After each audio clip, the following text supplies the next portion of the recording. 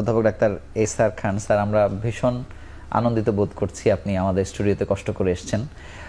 আমি এই সময়ে আমরা অন্তত শিশু হৃদরোগের ক্ষেত্রে অধ্যাপক নুরুন্নাহার ফাতেমা আপাকে খুব ভালো করে বাংলাদেশের মানুষ চেনে এবং তার সেবা নিয়ে মানুষ অনেক বেশি আনন্দিত হচ্ছে, সুস্থ জীবনে ফিরছে।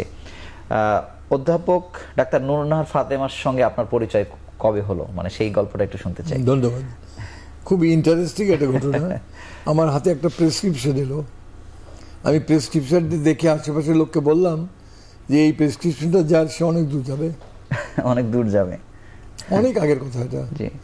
তো পরবর্তীতে কি হয়েছে তো জানেনি, এদেশের সম্মানে পদকে সব ব্যাপারে সে তো অনেক প্রথিতযশা এবং অনেক কাজকর্ম করতে পেরেছে।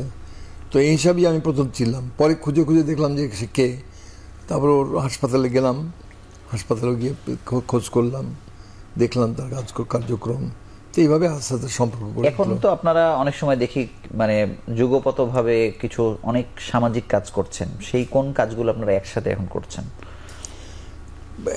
একসাথে তো অনেক কাজই করছি, তো এর মধ্যে বোধহয় সবচেয়ে বেশি ঘনিষ্ঠভাবে যেটা কাজ করি ওর সাথে সেটা হচ্ছে বাংলাদেশ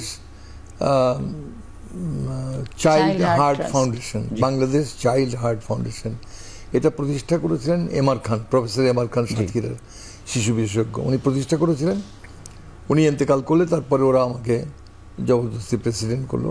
সেই সুবাদে brigadier general Nurunnahar Fatema, professor Nurunnahar ফাতেমার সাথে আমার পরিচয়। তো তখন এই বাংলাদেশ চাইল্ড হার্ট ফাউন্ডেশনের কার্যক্রম আমি দেখলাম।